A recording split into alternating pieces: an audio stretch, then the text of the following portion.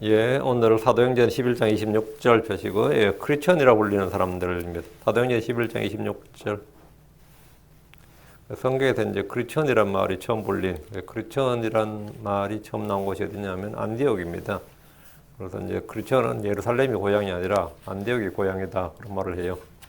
예, 그 전쟁한 크리스천들은 안디옥에서 시작되었다. 그때 크리스천이란 말이 처음 이제 사용되고, 구약 성경에는 크리스천이란 말이 없습니다. 있을 수가 없죠. 예, 사도행전 11장 26절 같이 읽습니다. 그를 만남에 안디옥으로 그를 데려오니라. 그들이 만 1년 동안 그 교회와 함께 모이며 많은 사람들을 가르쳤는데 제자들이 안디옥에서 처음으로 그리스도인이라 불리니라. 안디옥에서 처음으로 그리스도인이라 불리니라. 이 크리스천이라는 단어가 나오죠. 크리스천이라 불리니라. 이렇게 called Christians first in Antioch. first. 그러니까 Christian first.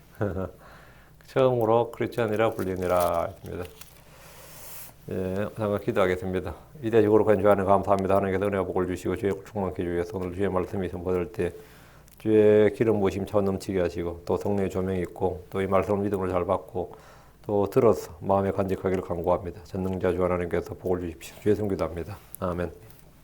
예, 오늘은 크리스천, 그러니까 그리스도인이라고 불리는 사람들에 대해서 말씀을 전하겠습니다. 사람들은 누구를 그리스도인이라고 부릅니까?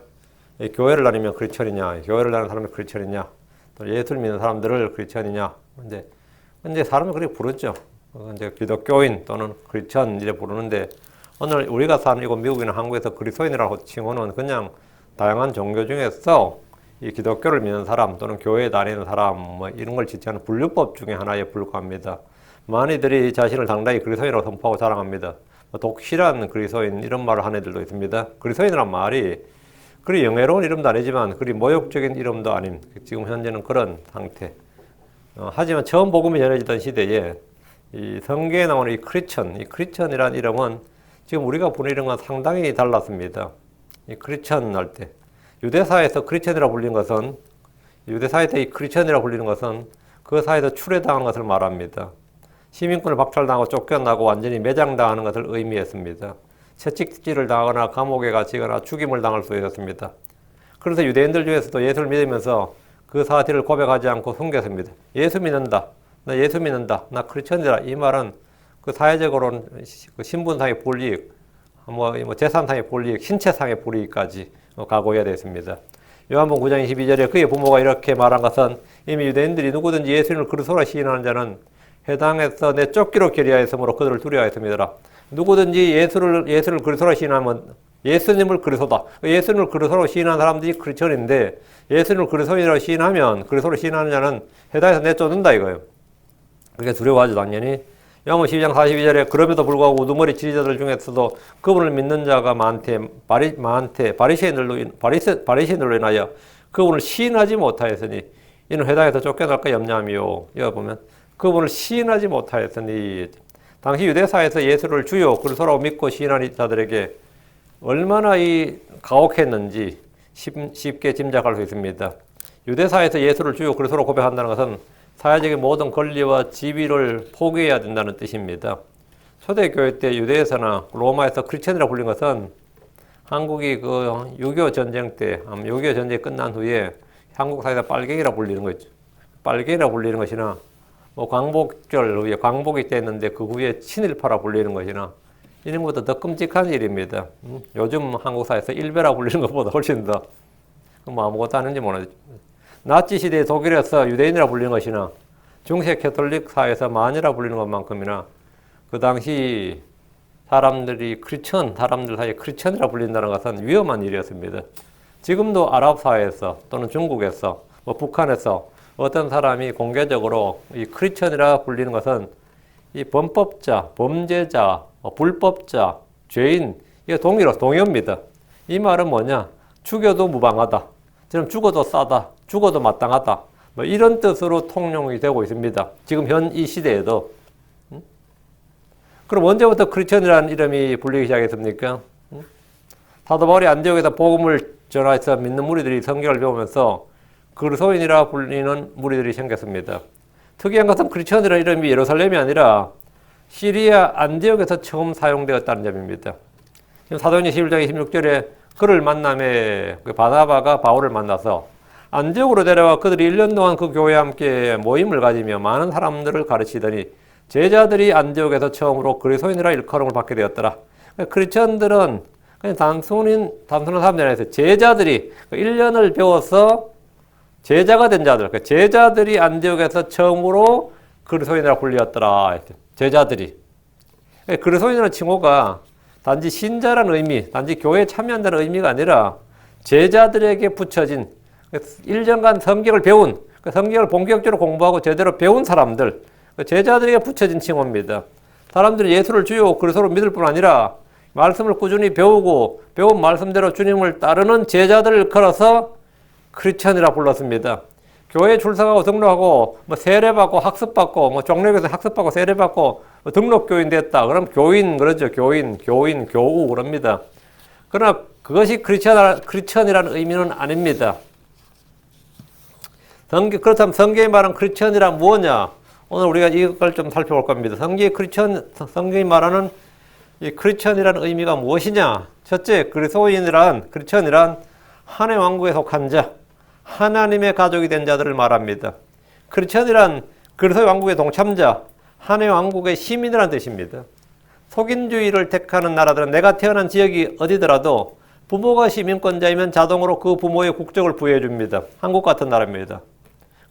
부모가 한국 사람이면 자식은 한국인이에요. 그죠? 무조건 한국인입니다. 이걸 속인주의 그래요. 내가 어디에 살든지 내가 하나님에서 태어난 사람, 내가 성령에서 태어났으면 그 사람은 하나님의 사람, 하나님의 가족이 되는 거죠. 미국이나 캐나다처럼 이 속지주의를 택하는 나라들은 그 부모가 어디 사람이 어느 국적이 상관없이 이 자국의 영토 안에서 태어난 이들에게 자국의 국적을 부여합니다. 이걸 속지주의 그럽니다. 미국에서 태어나면 누구도 상관없이 무조건 미국인입니다. 캐나다에서 태어나면 캐나다인입니다. 이거 한국 사람 하면 코리아 하면 한국이란 뜻인데 한국 사람 코리언이에요. 아메리카 하면 아메리칸, 카나다 하면 카네디언, 크라이스트 하면 크리스천 이렇게 합니다. 크리스천은 아버지가 하나님인 사람입니다. 복음을 듣고 성령을 통해 하나님에게서 난 이는 누구나 다 크리스천입니다. 크리스천은 교육이나 종교적 수행으로 만들어진 것이 아니라 태어나는 것입니다. 크리스천이라는 것은 교육을 통해서 아니면 종교를 통해서 아니면 수행을 통해서 훈련을 통해서 이 단련되고 만들어지는 사람이 아니고 이건 태생적으로 출생을 통해서 태어난 사람들. 크리스천은 만들어진 것이 아니라 태어난 겁니다. 크리스천은 만들어진 것이 훈련으로 이게 아니에요. 교육으로 아닙니다. 이거는 태생으로 출생으로 되는 겁니다. 요한일서 13절에 이들은 혈통으로나 육신의 뜻으로나 사람의 뜻으로 하지 아니하고 오직 하나님으로부터 태어난 자들이니라. 태어난 자들, 하나님께로부터 태어난 자들. 하나님 우리를 낳으신 아버지십니다. 야고보서 1장 11절에 그분께서 자신의 뜻에 따라 진리의 말씀 우리를 낳으셨으니 태어났다 이거죠. 베드로전서 1장 3절에도 너희가 다시 태어난 것은 썩을 씻어 난 것이 아니라 썩지 않을 씻어 난 것이 살았고 영원히 건 하나님의 말씀으로 된 것이니라. 너희가 태어난 것은 크리스천은 태어난 사람, 하나님 아버지로 두고 성령에서 하나님의 말씀으로 태어난 사람이에요. 크리스천은 하나님 아버지께서 낳으신 자녀들입니다. 거듭남이란 영적 출생 없이는 누구도 크리스천이 될 수가 없습니다. 하나님에게서 난 자들은 모두 그리스도 안에 거해야 되며 그리스도 안에서 걸어야 되고 그리스도 안에서 살아야 됩니다. 그리스도는 우리의 거처며 우리가 뿌리를 내려야 되는 곳입니다. 성경은 온통 그리스도 안에 이 말로 넘칩니다. 150번이 넘게 나오는 그리스도 안에, 그분 안에. 그리스도란 우리의 거처다. 우리의 터전이고 우리가 뿌리 내려야 할 장소입니다. 지금까지 어디에서 무엇을 하며 살았든지 크리스천이 된 순간에 우리는 아들의 왕국으로 옮겨지고 그곳에서 뿌리를 내리고 살아야 됩니다. 골로새서 1장 13절에 그분께서 우리를 어둠의 권능에서 건져내서 자신의 사랑하는 아들의 왕국으로 옮기셨으니 우리의 거처가 이제는 그분의 사랑하는 아들의 왕국이죠. 계시록 1장 9절에 나 요한은 또한 너희 형제 하나님과 한남과 예수 그리스도의 왕국과 인내에 동참한 자라. 여러분 예수 그리스도의 왕국과 아들의 왕국, 예수 그리스도의 왕국, 그리스도의 왕국. 아들의 왕국이 그리스도의 왕국입니다. 아들이 그리스도니까. 크리스천은 그리스도의 왕국, 하나님의 왕국의 시민권자들입니다. 하나님 우리를 낳으신 아버지시고 동시에 우리를 다스리시는 왕이십니다. 우리는 이 땅에서 살지만 동시에 하나님의 통치권 속에서 살고 있습니다. 크리스천이라면 그 마음속에 하나님의 왕국, 하나님의 법이 있고 하나님의 통치자가 있습니다. 하나님의 법을 마음속에 쌓아두십시오. 말씀을 풍성히 가게 하십시오. 하나님의 의와 화평, 은혜로 우리를 다스리십니다. 둘째, 크리스천이란 뭐냐? 기름 부음을 받은 자들이란 뜻입니다. 기름 부음을 받은 자들. 그리스도란 문자적 의미가 바로 이 기름 부음을 받은 이란 뜻입니다. 그럼 그리스도인 하면 뭐죠? 기름 부음을 받은 사람 이런 말이죠. 기름 부음을 받은 그게 크라이스트거든요. 그러니까 그리스도인이 사람 인자란 말이에요. 크리스천 할 때 천 IAN 그게 사람이란 뜻이다. 그러니까 기름 부음을 받은 사람. 예수님은 하나님의 기름 부음을 받으신 그리스도이십니다. 사도행전 10장 38절에 하나님께서 나타낸 예수님께 성령님과 권능으로 기름을 부으심에 그렇다면 그리스도인 역시 기름 부음이 있어야 됩니다. 성령님의 기름 부음이 없다면 그런 그리스도인이라 할 수가 없습니다. 기름 부음은 하나님께서 우리에게 신분증을 주시는 것 같습니다. 우리를 자신의 소유요 자신의 백성이란 신분을 확인해 주는 것이 주신 것이 바로 기름 부음입니다. 성도의 기원, 성도의 신원은 기름 부음을 통해서 그리스도인이 됩니다. 그리스도인이란 칭호는 신학교를 졸업했다고 주어지는 것이 아닙니다. 교회에서 인정해 주는 것도 아닙니다. 어떤 학위를 받았기 때문에 주어지는 것도 아닙니다. 내 안에 주의 기름 부음이 있을 때, 내 안에 주의 기름 부음이 거할 때 기름 부음 받았다라는 의미로 기름 부음 받은 사람 이런 뜻으로 그리스도인 이렇게 말할 수 있습니다. 이 기름 부음은 자격증을 주는 것, 또 신분증을 주는 것과 같습니다. 하나님의 아들이라는 신분과 더불어 이 땅에서 왕과 제사장, 대언자의 자격을 주는 것이 바로 이 성령의 기름 부음입니다. 내가 크리스천이다. 성령의 기름 부음을 받았다. 이 말이죠. 그래서 고린도후서 1장 21절에 이제 우리를 너희와 함께 그리스도 안에서 굳게 세우시고 우리에게 기름을 부으신 분은 하나님이시니라. 또 요한일서 2장 20절에 그러나 너희는 거룩하신 분에서 기름 부음을 받고 모든 걸 아느니라. 요한일서 2장 21절에 그러나 너희에게는 그분에서 받은 기름 부음이 거하나니 이 기름 부음이 있다. 기름 부음이 거한다. 기름을 부으신 분이 하나님이시다. 그래서 우리를 크리스천 이렇게 나는 나의 신분은 나의 신원은 나의 정체성은 크리스천이다 이렇게 할 수 있습니다. 셋째, 크리스천 그리스도인이란 그리스도를 따르는 사람들, 그리스도를 따르는 제자들이란 뜻입니다. 그 제자들을 처음으로 그리스도인이라고 불렀다 했죠. 크리스천이라는 뜻은 제자들이다. 예수를 주요 그리스도로 믿고 그분을 따르는 사람들, 그런 무리들, 그 제자들이 그리스도인들입니다. 누구든지 예수를 주라 믿고 믿고 주라고 시인하고 고백할 때 그는 순종과 복종의 의무가 주어집니다. 예수를 주라고 했기 때문입니다. 주란 뭐냐? 주인 순간 나는 자동으로 종이 되는 겁니다. 주라고 시인할 때 그 주다 이 말은 뭐냐? 내가 따라야 될 분이고 복종해야 될 분이고 이런 뜻입니다. 내가 따라야 할 분, 복종해야 될 분, 순종하고 내가 그분 아래에 있다 이런 그걸 시인하는 것이 주란 뜻입니다. 그러니까 주라고 시인할 때 우리는 그분의 종이고 그분의 소유고 나에 대한 모든 권한이 그분께 있다. 나의 소유권, 지배권이 그분에게 있다는 뜻이 바로 주입니다. 예수 그리스도를 우리가 주여라고 부르면서 이 주님을 따르지 않는다면 그런 그리스도인이 아닙니다. 주님은 말씀하시기를 요한복음 10장 21절에 내 양은 내 음성을 들으며 나는 그들을 알고 그들은 나를 따르느니라. 그들은 나를 따르느니라. 우리는 성경을 통해 주님께 왔지만 주님을 따르지 않았던 이들을 봅니다. 어떤 이는 아버지 때문에, 어떤 이는 자신이 가진 재산 때문에 주님을 따르지 못했습니다. 어떤 이는 자기를 부인하지 않음으로써, 어떤 이는 자기 십자가를 지지 않음으로써 주님을 따르지 못했습니다. 예수 그리스도를 따르는 제자들을 그리스도인이라고 불렀다는 점에 주목하십시오. 성경은 또 누구든지 자기 십자가를 지고 나를 따르지 아니하는 자도 능히 내 제자가 되지 못하리라. 누구든지 자기 십자가를 지고 나를 따르지 아니하는 자도 능히 내 제자가 되지 못하리라. 주께서 나를 따르라고 말씀하실 때 즉각 순종한 이들은 제자가 되었고 사도가 되었습니다. 주님을 따르는 일을 다른 일들 뒤로 미루거나 거부하거나 이런저런 이유를 대며 따르지 않았던 사람들은 그 누구도 그분의 제자가 되지 못했습니다. 여러분 지금 주님을 따르고 있습니까? 자신을 스스로 그리스도인으로 생각하거나 그렇게 부른다면 주님을 따라야 되고 그분의 음성, 그분의 명령에 순종해야 됩니다. 그리고 나의 영과 혼이 또 나의 모든 것이 그분의 소유다. 그분이 나의 주시다. 내가 그분의 소유다. 이게 뭐냐? 그분이 주시다라는 뜻입니다. 넷째, 크리스천이란 그리스도의 영을 지닌 사람들을 말합니다. 그리스도의 영을 가졌다. 이게 크리스천입니다. 우리는 그리스도의 몸을 본 적이 없습니다. 십자가에 못 박혔고 묻히셨던 예수의 몸은 이 땅 어디에서도 그 누구도 이 사도들 1세대들 사도들 외에는 볼 수가 없었습니다. 그 흔적조차도 주님은 유품을 이 땅에 남겨두지 않으셨습니다. 그래서 그 흔적조차도 찾을 수가 없습니다. 완전히 썩어 없어져 흙으로 돌아가 버렸기 때문이 아닙니다. 주님께서 부활하셨기 때문입니다. 썩어 없어져서 흔적을 찾을 수 없는 게 아니라 주님은 썩지 않으셨습니다. 근데 왜 흔적을 찾을 수 없느냐? 부활하셨기 때문입니다. 부활하신 주님은 하늘로 승천하셨고 지금 하나님 보좌, 하나님 왕좌 우편에 앉아 계십니다. 고고학자들이 아무리 중동의 각 지역을 돌아다니며 파헤쳐도 예수님의 뼈조각 하나 발견할 수 없는 것은 세월이 오래 흘렀기 때문이 아니라 주님의 몸이 이 땅에 전혀 존재하지 않기 때문입니다. 저는 어떤 종교에서 죽은 사람의 몸을 태워서 이 살이라는 것을 보관하는 걸 본 적이 있습니다. 살이 들어보셨죠? 주로 불교에서 힌두교에서 하는데 살이라는 거예요. 몸을 태워서 그 몸에서 난 무엇을 찾는 거죠. 남겨놓는 겁니다. 그 어디 석탑에 보관하고 뭐 그래요.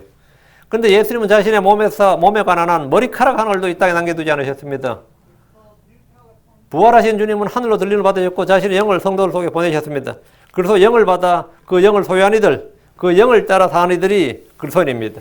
그래서 영이 없는 이는 그리스도인이 아닙니다. 로마서 8장 9절에 그러나 너희 안에 하나님 영께서 거하시면 너희가 육신 안에 있지 않고 성령 안에 있나니 이제 어떤 사람이 그리스도 영이 없으면 그는 그의 사람이 아니니라. 자, 그리스도인입니까?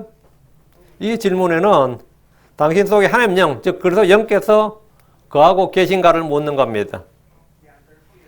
세상은 사람을 분류할 때 언어와 민족과 외모와 지역 등으로 구분합니다. 그러나 하나님은 우리 속에 무엇이 있는가로 구분하십니다. 우리 속에 있는 것이 중요합니다. 우리 속에 그리스도 영이 없으면 우리 그리스도인이 아닙니다. 우리 속에 그리스도 영이 있으면 그가 인종, 피부, 성별에 관계없이 민족에 관계없이 언어에 관계없이 아무것도 없어도 그는 크리스천이 됩니다. 우리 속에 그리스도 영이 없으면 그가 세상의 모든 부와 재물과 명예, 권세를 가진 사람이라도 하나님께서는 아무것도 아닌 자로 보십니다. 자신 안에 무엇이 있는가, 누가 있는가 이 점을 분명히 알아야 됩니다. 골로새 1장 21절에 하나님께서는 이방인들 가운데서 이 신비의 영광이 얼마나 풍성한가를 자신의 성도들에게 알리려 하시나니 이 신비는 너희 안에 계신 그리스도가 영광의 소망이니라. 성도들은 밖이 아니라 안에 있는 것으로 삶의 행복과 성패가 결정됩니다. 세상의 모든 종교는 자신을 비우라, 마음을 비우라 이렇게 말합니다. 명상이나 수행의 방법은 마음을 끊임없이 비우는 것이 핵심입니다. 하지만 성경은 우리 안에 뭔가를 채우라고 합니다. 채움을 받으라, 채움을 받으라. 그게 be filled with spirit. 성령으로 채움을 받으라. 은혜로 충만하라. 뭐 기쁨으로 충만하라. 평강으로 충만하라. 하여튼 충만하란 말은 전부 다 be filled입니다. 뭔가로 채움을 받으라. 채우시는 분은 하나님이십니다. 우리 주님께서 우리를 채우신다. 충만하라, 채움을 받으라. 자, 왜 이런 차이가 납니까? 사람들의 마음속에는 온갖 탐욕과 음행과 거짓과 악한 생각이 가득하며 그런 것들로 자신을 더럽히기 때문입니다. 그래서 종교의 핵심은 자기 속에 있는 걸 비우는 겁니다. 계속 비우는 거예요. 마음속에 가득한 것들은 다 더럽고 추한 것들, 악한 것들을 뿌리기 때문에 계속해서 비우는 일을 해야 됩니다. 비워도 육신은 이 생산하는 공장과 같아요. 계속해서 끊임없이 아무리 비워내도 소용없습니다. 또 생산하고 또 생산해냅니다. 육신이라는 것은 창고예요. 이 생산하는 그런 것이에요. 마음은 아무리 비워도 육신이라는 그것은 끊임없이 죄악을 생산해냅니다. 하지만 그리스도인들은 그 안에 성령이 거하시고 그리스도께서 거하시기 때문에 비워야 하는 것이 아니라 계속해서 채워야 됩니다. 말씀을 풍부히 거하게 되고 성령으로 체험받아야 됩니다. 은혜가 넘쳐야 되고 지혜와 지식이 풍부히 거하게 됩니다. 그래서 은혜 충만, 능력 충만, 뭐 성령 충만, 기쁨 충만, 충만이란 말이죠. 충만이 뭐냐? 예. 채웠다, 채워졌다. 그 넘치도록 채워야 됩니다. 넘치도록 채워야 돼. 성경 말하기를 고린도서 13장 5절에 너희가 믿음 안에 있는지 너희 자신을 살펴보고 너희 자신을 입증하라. 예수 그리스도께서 너희 안에 계신 줄 너희가 스스로 알지 못하느냐. 그렇지 않으면 너희는 버림받은 자니라. 우리는 자신이 그리스도인인지 살펴보고 자신을 입증해야 됩니다. 예수 그리스도께서 우리 안에 계신지 아닌지 알아야 됩니다. 이것을 알지 못하면 그가 목사든 선교사든 부흥사든 교사든 간에 어떤 직분을 맡고 있더라도 그건 크리스천이 아닙니다. 그냥 버림받은 자에 불과합니다. 그러니까 이게 너희가 스스로 알지 못하느냐, 그렇지 않으면, 우리말로 스스로 알지 못하느냐, 뒤에 붙어 있어 그렇지 않으면 마치 앞에 있는 알지 못하느냐에 걸리는 것 같은데 그게 아니고, 영어 킹제임스 보면 예수께서 너희 안에 계신 것, 너희가 알지 못하느냐, 예수께서 너희 안에 계신 줄을, 그렇지 않으면, 예수께서 너희 안에 계시지 않으면 너희는 버림받은 자니라. 이번 흠정역 머제티판 이건 오역이에요. 이건 완전히 오역을 했던데 그냥 그렇지 않으면 하고 놔두니 그나마 나았고, 지금처럼 고치면 완전 오역이고, 너희가 알지 못하면 너희는 버림받은 자니라 했는데 그게 아니고 그리스도께서 너희 안에 계시지 않으면 너희는 버림받은 자. 그리스도께서 우리 안에 거시지 않으면 당연히 버림받은 자죠. 성령이 우리 안에 없으면 당연히 우리는 버림받은 자입니다. 그건 당연한 겁니다. 주의 기름 부으심이 없으면 당연히 버림받은 자입니다. 당연한 거예요. 응? 왜 크리스천이란 뭐냐? 크리스천이란 것이 뭐냐? 주님 성령이 우리 안에 거하는 사람, 그래서 영을 지닌 사람 이 말이에요. 그렇죠? 영을 지닌 사람. 우리는 자신이 그리스도인인지 아닌지를 스스로 살펴보고 입증해야 됩니다. 예수 그리스도께서 우리 안에 계신지 아닌지 알아야 됩니다. 이것을 알지 못하면 그가 뭐든 소용없어요. 예. 예. 그 자신의 신분과 신원과 정체성을 분명히 해야 됩니다. 남들이 나를 그리스도인이라고 불러주거나 내가 자칭 스스로 그리스도인이라고 한다고 해서 그리스도인이 되는 게 아닙니다. 나 미국 사람들 물어보면 침례받았다 말해요. 뵙타이즈. 그것도 침례도 아니야. 세례받았어 보면. 얘들은 세례도 뵙티즘이라고 그러더라고요. 영어에서는 통용되어 있지만 내가 그건 뵙티즘이 아니고 스프링클링이라고 그래도 그건 뵙티즘이래요. 캐톨릭은 다 스프링클링이거든요. 근데 뵙티즘이래. 지금 뵙티즘 받았대. 그 뵙티즘 받으니 크리스천이란 거예요. 뵙티즘 받으면 캐톨릭이지. 그건 크리스천이 아닙니다. 그 뵙티즘은 크리스천을 만드는 게 아니에요. 남들이 나를 그리스도인으로 불러주거나 교회가 나에게 침례를 줬다고 해서 그리스도인이 되는 게 아니고 그리스도의 영이 내 안에 거하고 예수님께서 우리 속에 거하신다는 사실을 스스로 살펴보고 입증을 해야 됩니다. 내 안에 그리스도란 내가 크리스천이라는 증거를 내 안에 내가 가지고 있어야지 누가 대신 가질 수가 없습니다. 내가 크리스천이라는 자격증, 증거, 신원, 신분증을 남이 가질 수가 없어요. 누구도 대신 가질 수 없습니다. 우린 그러죠. 네 여권 내가 가지고 있다 이런 말 할 수 있죠.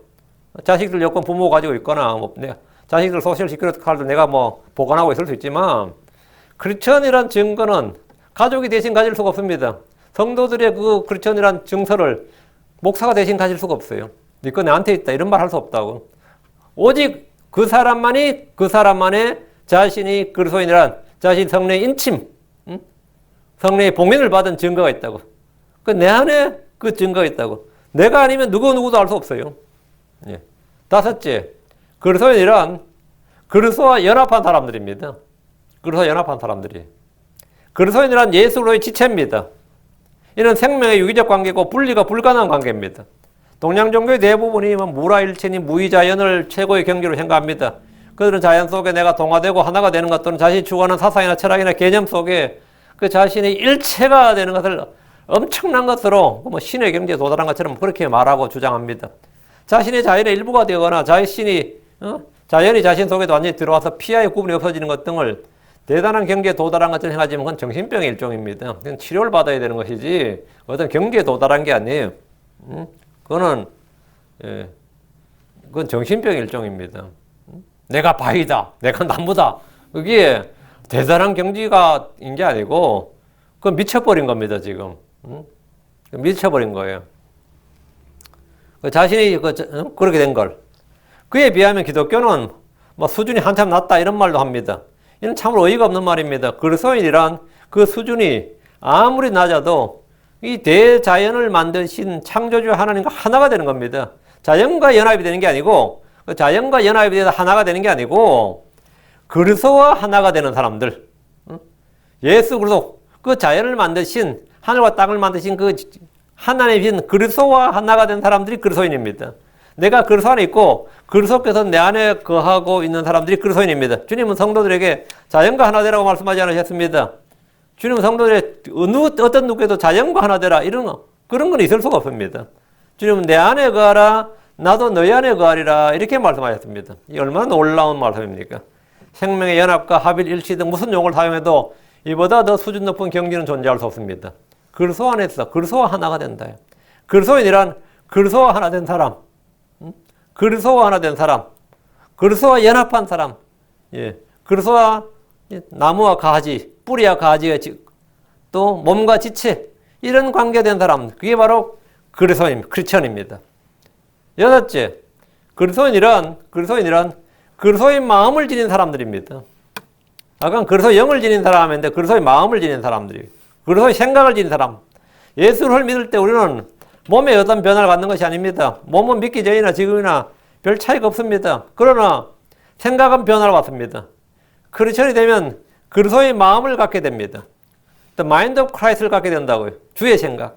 고린도서 2장 16절에 누가 주의 생각을 알아서 그를 가르치겠느냐. 그러나 우리가 그리스도의 생각을 가졌느니라.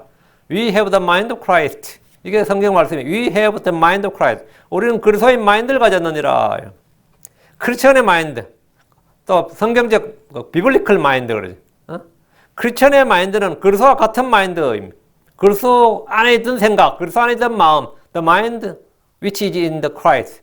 그 생각은 그리스도 안에 있던 것이다 이 말이에요. which is in the Christ. 그리스도 안에 있던 마인드가 우리 안에 있는 마인드라고요. 그 마음을 갖고 있다고. 우리 같은 생각. 예.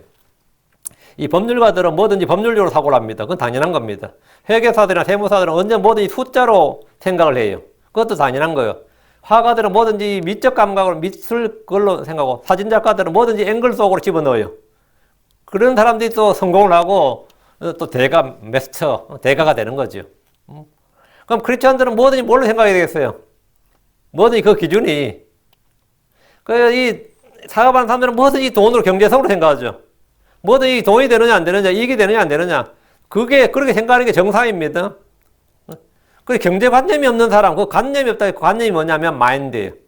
그 판사나 검사나 변호사나 언제 뭐지 인간적으로나 그건 맞는데 그 법적으로는 그래 되나? 법적으로는 되냐? 이제 법적으로 할 때 있지.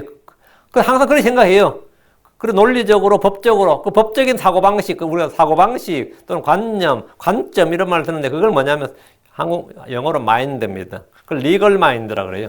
그 사람은 법률적 사고방식을 가지고 있다. 그 리걸 마인드가 있다. 이래. 리걸 마인드를 가지고. 그 리걸 마인드가 있는 사람이, 예, 훌륭한 변호사 되고 판사 검사 되는 겁니다. 리걸 마인드가 있는 사람이. 그리고 경제관념이 있는 사람이, 그런 사람이 해야 뭐든지 돈을 제대로 쓰고 또 제대로 분배하고 또 그게 돼요. 응? 근데 이제 경제관념, 뭐든지 경제적 관점에서만 봐서 통치자가 되면 그것도 이제 좀 골아프고요. 그러니까 사업가가 대통령 되면 안 된다 그런 말 하거든요. 물론 지가 사업 안 해봤는데 그런 말 하겠지만. 또 반면에 뭐지 법률가 출신이 검사나 이런 사람들이 통치자 돼도 안 된다 그래요. 계속 그런 식으로 생각한다 이거지. 근데 교회 목사는 어떤 사람이 돼야 되느냐? 목사가 아니라 그러면 교회 크리스천은 어떤 사람이 돼야 되느냐? The mind of Christian, the mind of Christ를 가진 사람이 크리스천이 되는 거예요. 생각하는 게 뭐든지 뭡니까? 이 그리스도적으로 생각한다 이 말이에요. 저 사람 생각하는 게 뭐든지 그리스도적으로 생각한다. 그러면 최고야. 저 사람은 비블리컬 마인드를 가지고 있다. 생각하는 게 뭐라고요? 항상 성경적이다 이 말이에요. 성경적 관점을 소유하고 있다. 그게 뭐냐? The mind of Christ를 가지고 있다 이 말이에요. 누가 주의 생각을 알아서 그걸 가르치겠느냐? 그러나 우리가 그리스도의 생각을 가졌느니라. 그리스도의 생각을 가진 사람은 세상 사람들과의 그 관점이 다르단 말이에요. 똑같은 사건을 보더라도 뭐가 다르다? 이 관점이 다르다. 그걸 뭐라 그래요? 마인드가 다르다 그래요. 근데 이제 우리 킹잼성의 신에서는 이제 마인드가 다르다 안 그러고 주로 영이 다르다 그래요. 영이 다르다 그러면 이건 상당히 이제 심각해지는데, 저 사람과 나 영이 달라 이래버리는데 완전히 막 그 말은 하면 종이 다르다 이 뜻이지. 완전히 구분 짓는 거고, 이 마인드가 좀 다른 거야. 응? 이 마인드, 가치관이 다르다. 뭐 이런 말도 쓰고, 뭐 가치관, 관점, 관념, 뭐 사고방식, 별의별 한국말 굉장히 다양한데, 그냥 마인드예요. 예. 근데 우리는 어떤 마인드를 가진 사람이냐? The mind of Christ를 가진 사람이다. 크리스천의 마인드라는 것은 그리스도와 같은 마인드, 그리스도 안에 있는 생각을 가졌다. 야, 네가 내 마음과 같은 마음이구나. 응? 내 생각이 바로 네가 네 생각이 그러냐? 내 생각이 바로 그거다. 어? 내 말이고 그 말이다. 뭐 그런 거 하죠. 그리스도의 마음이란 기본적으로 뭐냐? 응? 크리스천이 그리스도와 다른 생각을 가졌다는 게 봐요. 크리스천이 그리스도와 다른 생각을 가지고 있어요. 크리스천이라는 사람이 그리스도와 딴 마음을 가지고 있다. 어때요? 이건 말이 안 되지. 상상만 해도 끔찍한 일입니다. 그리스도의 마음은 불쌍히 여기는 마음입니다. 그분은 혼들을 불쌍히 여기셨습니다. 죄인들을 불쌍히 여기셨고 자기를 미워하고 대적하는 자들 향해서도 불쌍히 여기셨고 긍휼을 베푸셨습니다. 이 긍휼을 베푸는 마음, 불쌍히 여기는 마음, 나하고 아무런 관련도 없는데 말이죠.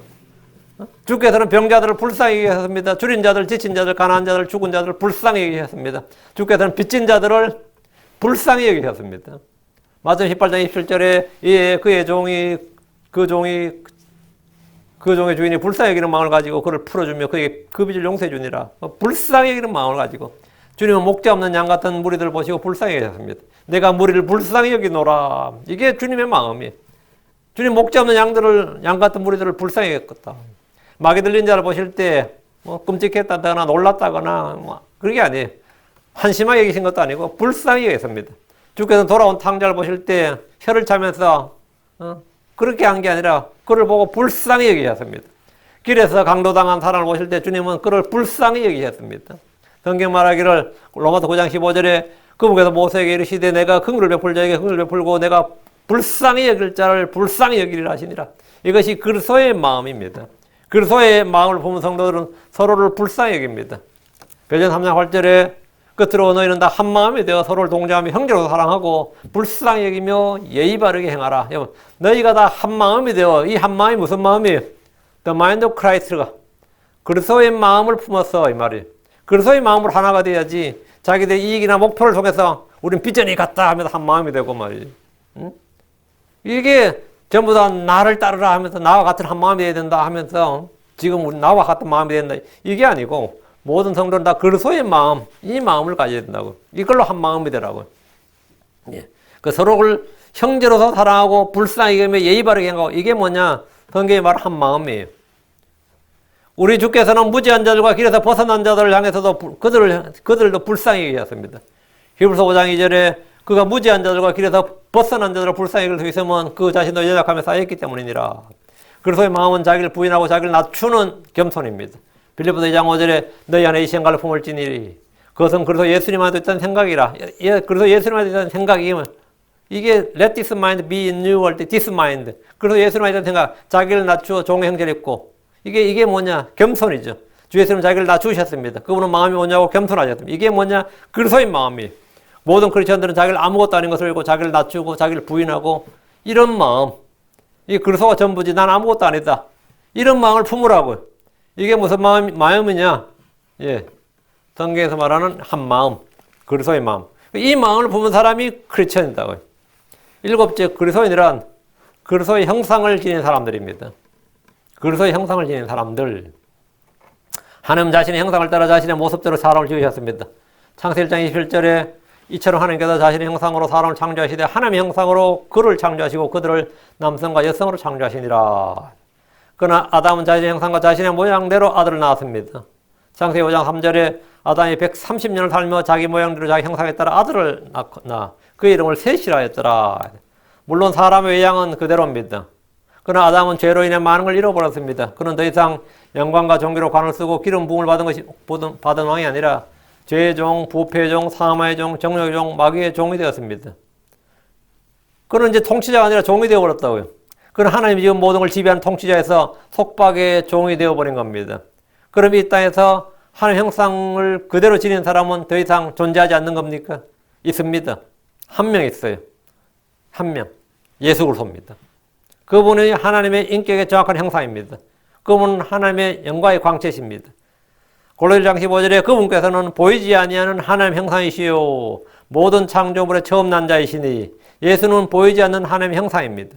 성경 말하기를 히브리 1장 3절 하나님은 하나님의 영광의 광채시요 그분 자체의 정확한 형상이시며 예수님은 어떤 분이라고? 하나님의 영광의 광채시고 그분 자체의 정확한 형상이시다. 그분 자체의 정확한 형상. 고린도서 4절에도 하나님의 형상이신 그리스도 이랬습니다.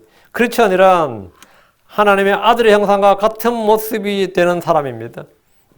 로마서 8장 29절에 그분께서는 자신이 미리 아신 자들을 또한 예정하사 자신의 아들의 형상과 같은 모습이 되게 하셨나니 이것은 그분이 많은 형제들 가운데서 처음 난 자가 되게 하려 하심이니라. 여러분, 아들의 형상과 같은 모습이 되게 하셨나니 자신의 아들과 형상 같은 모습. 하나님 낳으신 아들 독생자 예수 그리스도와 같은 모습이 되게 했다. 우리 예수 그리스도와 같은 형상이 된다. 이거. 그리스도인들은 주의 영으로 말미암아 주의 영광을 바라보며 같은 형상으로 변화됩니다. 고린도서 3장 18절에 그러나 우리는 다 가리지 않는 얼굴로 거울을 보는 같이 주의 영광을 바라보며 같은 형상으로 변화되어 영광에서 영광에 이르렀나니 이것은 곧 주의 영으로 말미암은 것이니라. 이미 우리는 새 사람을 입었습니다. 이 새 사람은 그를 창조하신 분의 형상을 따라 지식에서 새로워진 자입니다. 지금 우리는 속 사람만 주의 형상이지만 이제 주께서 오시면 우리 몸 역시 그분과 같은 모습 같은 형상이 됩니다. 성경 말하기를 요한일서 3장 2절 우리가 앞으로 어떻게 될지는 아직 나타나지 아니하였으되 그분께서 나타나시면 우리가 그분과 같게 될 줄 아노니 이는 우리가 그분께서 계신 그대로 볼 것이기 때문이니라. 부활의 몸은 영광스러운 몸입니다. 부활의 몸은 주와 같은 몸이고 같은 형상입니다. 고린도전서 15장 49절 우리가 땅에 속한 그 사람의 형상을 지닌 같이 또한 하늘에 속하신 그분의 형상을 지니게 되리라. 크리스천인 그리스도의 형상을 지닌 사람, 그리스도와 같게 된 사람입니다. 크리스천이란 것은 바로 이런 사람들입니다. 여덟째, 그리스도인이란 그리스도와 한 몸, 한 지체가 된 사람들입니다. 주님과 우리의 관계를 보십시오. 우리는 그분의 몸과 그분의 살과 뼈들에 속한 지체들이니라 이랬습니다. 이게 성경에 나오는 말이죠. 우리는 그분의 몸과 그분의 살과 뼈들에 속한 지체들이냐. 크리스천이란 뭐냐? 그분과 한 몸, 한 지체, 그분의 지체가 된 사람들이다고.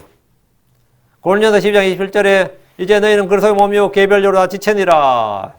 이 관계는 생물학적으로 유기체가 된 관계입니다. 우리는 주님의 지체들입니다.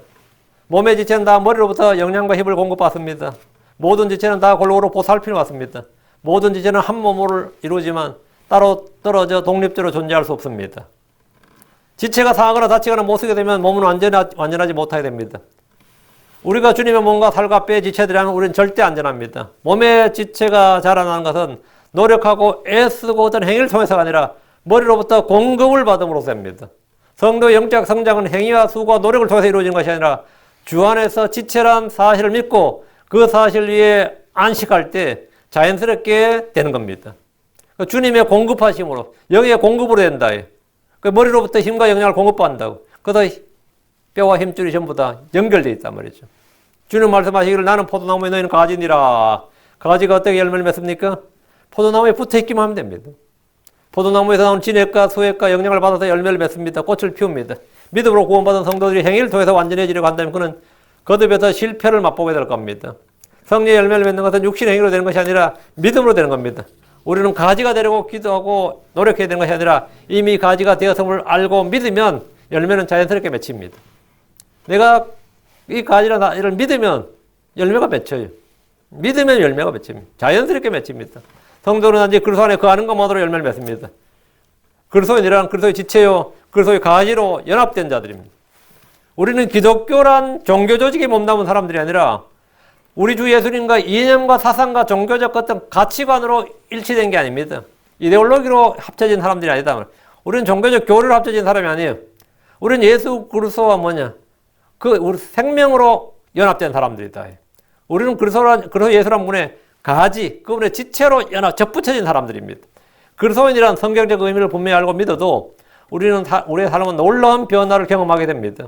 그리고 놀라운 열매를 맺게 됩니다. 이 크리스천이라는 한 단어에 담긴 의미만 내가 딱 제대로 알고 깨우치고 믿고 내가 그걸 시인하고 고백해도 여러 놀라운 성장을 이루게 돼요.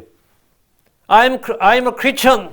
이 크리스천, 이 하나를 믿고 나는 크리스천이다. 나 이 믿음의 고백, 이 신앙 고백만 가지고도, 이 믿음의 신앙 고백만 가지고도 우리는 놀라운 변화를 경험하게 되고 열매를 맺게 된다고, 승리하게 됩니다. 마지막 두 구절 봅니다. 에베소 3장 17절 믿음을 통하여 그리스도께서 너희 마음속에 거하게 하시고 또 너희가 사랑 안에서 뿌리를 내리고 털을 잡아. 그리스도는 우리 마음속에 거하시고 우리는 그리스도 안에서 뿌리를 내려야 됩니다. 그리스도 안에는 모든 것이 있기 때문에 거기에 뿌리를 내리면 흔들리지 않습니다. 거기에 뿌리를 내리면 가뭄이 와도 해를 입지 않습니다. 거기에 뿌리를 내리면 언제나 열매를 맺을 수 있습니다. 때를 따라 계속 열매를 맺을 수 있어요. 그리스도인이란 그리스도를 거처로 삼고 그 안에 뿌리를 내린 사람들입니다. 골로새 2장 7절에 그분 안에 뿌리를 내리고 시험을 받아 가르침을 받은 대로 믿음에 굳게 서서 넘치도록 감사를 드리라 합니다. 물가에 심긴 나무라 바로 그리스도 안에 뿌리를 내린 사람들입니다. 이게 물가에 심긴 나무예요. 이게 복 있는 사람들이라고. 저는 오늘 이 크리스천이란 무엇인가, 그리스도인이란 무엇인가에 대해서 말씀을 전했습니다. 이 말씀을 들은 여러분들이 우리가 흔히 말하는 그리스도인에 대해서, 이 크리스천이란 단어에 대해서 깊이 생각해보고 마음에 새겨두시길 바랍니다. 깨닫는 순간 자라납니다. 아는 순간 달라져요. 믿는 순간 그 말씀은 내게 뭐가 되느냐, 열매가 되고 현실이 되고 승리가 되고 체험이 되고 하여튼 뭔가가 됩니다. 뭔가 돼요. 믿는 순간 그렇게 됩니다. 예. 한번 되면 한번 나는 크리스천이다. 이 말씀을 마음에 생각하고 묵상하고 이걸 믿음으로 한번 고백해 보시면 어제와 다른 오늘을 살게 되고 오늘과 다른 내일을 살게 됩니다. 틀림없습니다. 틀림없어요. 과연 그런지 안 그런지는 여러분이 한번 트라이 해보시면 됩니다. 삶에서 트라이 해보시면 돼요.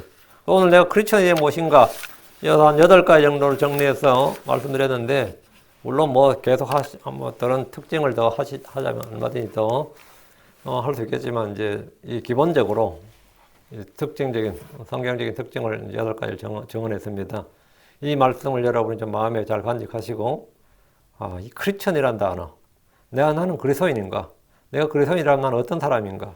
여기에 대해서 좀 자각이 있기를 바라고, 성령께서 하나님께서 우리에게 이 말씀을 통해서 깨우침을 주시기를, 그래서 우리 속에 놀라운 변화와 성장이 있기를 좀 기도합니다. 자, 기도합시다.